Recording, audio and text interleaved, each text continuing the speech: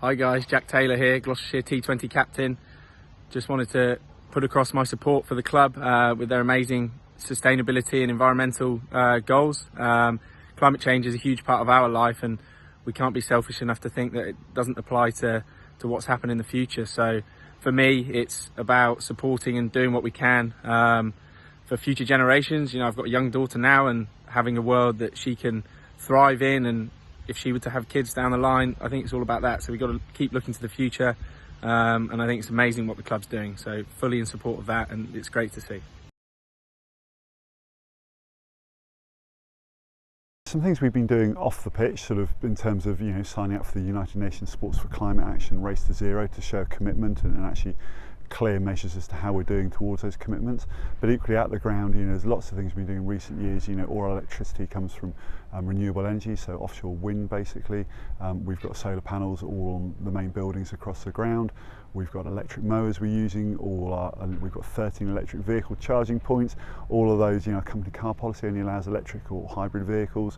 So lots and lots of little things that we're sort of trying to do, and lots more besides. Obviously, water refills and making sure our food is all sourced locally in a sustainable manner, and just real ambitions to be the most environmentally sustainable and considerate cricket club in the world. The seasons have definitely changed.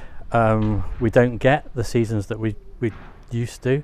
We don't get the really wet springs and the really cold winters. And yes, we're getting excessive amounts whenever we get it. Either it rains, it'll rain for a long period, like we've got now. We're in the middle of a start of a heat wave.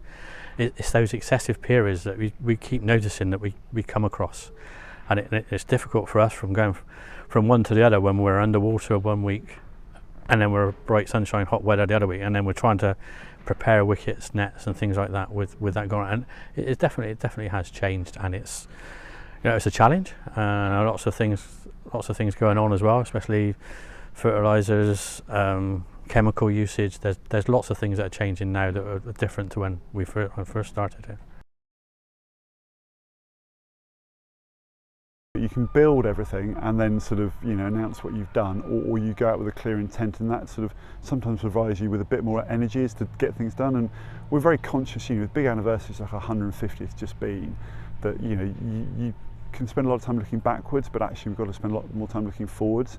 And clearly, I'm a parent, and many people here have got grandkids and relatives, and thinking about the future is massively important. But things like Race to Zero are really clear because they give you a measure, an accurate measure as to how you're doing reducing things like your carbon emissions and greenhouse gases.